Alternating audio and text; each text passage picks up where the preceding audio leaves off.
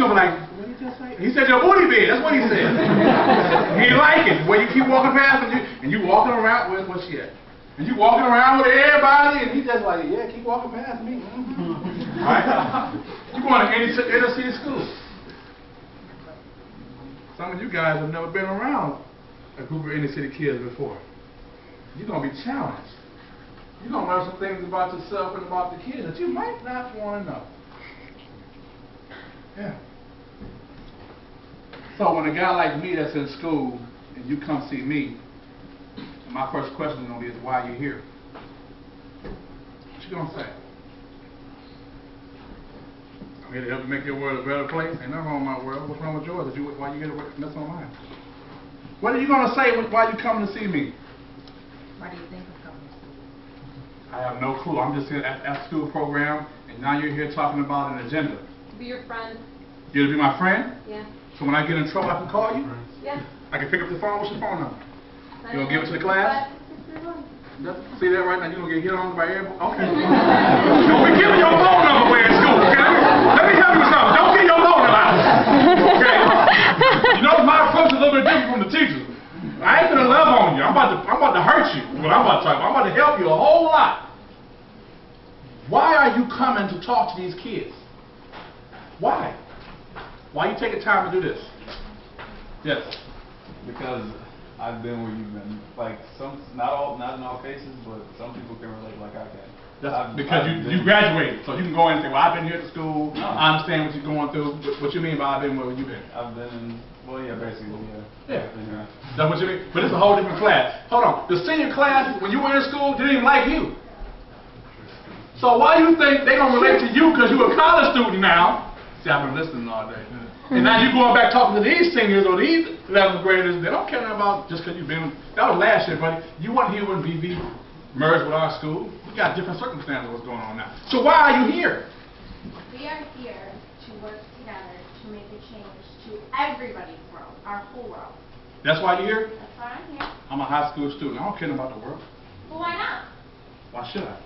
The world don't care about me. The world cares about you. I care about you. Why? You do. Why? Because every individual deserves security. Okay, so what does that mean? That means you're an individual, right? Yeah. That means that I care about you as an individual. How are you going to prove that? Tell me something interesting about yourself. That's how you prove you care about me? By finding out about me? I want to know about you. Oh, okay. I don't really want to talk about me right now. What would you like to talk about? You. What would you like to know? Where you from? I'm from Detroit City. What kind of childhood did you have? Not a very good one. Was your dad there? No, Why not? he was in prison Why? because he committed crimes. Why did you commit those crimes? I don't know. What about your mom? What about him? Is she around? For a little while. Okay, I don't know who my dad was, and my mom left me at 2. Well, my dad's been in prison since I was 2, and my mom's addicted to drugs now, so I can understand where you're coming Yeah, from. but my mom touched me, and my dad did too. Now what? So sorry to hear that. Are But you- if you need somebody to talk to, we can talk a little bit later. That's why you're here. Right there, what she just went through. See, you're going to go in with an agenda because that's your assignment and that's your job to get this agenda done and try to help kids with what public achievement has to offer. But that's not really what you're doing. For instance, if your house is on fire and a firefighter comes to your house and you're on the 3rd floor and if they think you're up there, they will break your door down, tear up your yard, break windows, go up to the 3rd floor just because they think you might be there. Because they've been trained, public achievement, been trained to help save your life. Because they care more about you as a person than they do your property, your door, your yard, your house.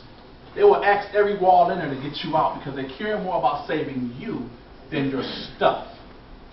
See, you want to go in and change stuff, but you got to care about them first. So why am I coming here taking time off my schedule, my work job, to come talk to college students? Because I love you. I don't know you. Never met you today. But that doesn't change the fact that I care about you. And if I saw you struggling somewhere, I would go out of my way to help you. If I saw any last one of these young women with a car broke down on the road, I will be there until safety comes, somebody comes.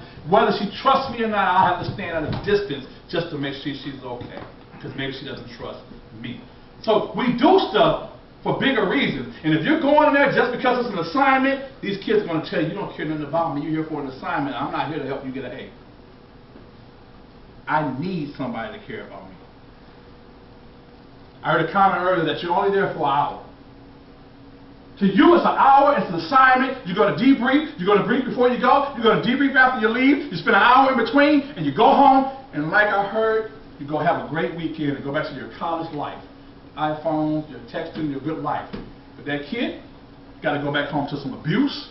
Got to go back home, nobody else listening. And guess what? Next week, when you're consistently coming back, they're going to look at you as the person that loves them, because you're the only one that sticks around long enough to tell them when they're wrong, tell them when they're right, tell them when they're in between. Period. You're the only one that's consistent. And you're only going to be there for 15 weeks. So they get attached to you in 15 weeks. But then you got to move on, because you got your associates, you leave Delta, but they're still attached. It's not an easy gig you have. You go in, you change your life. Kid probably loves you before you leave. And now you have to go. You're going to teach them how to handle tough situations. You got to know that you can get a friend even from a stranger when you just met and have a great relationship in 15 weeks. And then you got to teach them one of the best lessons ever, that sometimes the people you love have to leave you. And you have to take all of that and survive with it. That's what public achievement is to me. So you guys got these fancy slides and all this other stuff here, but you're talking about kids here. No adult listens to them. Their parents won't be there helping you with public achievement. You're there. Just a different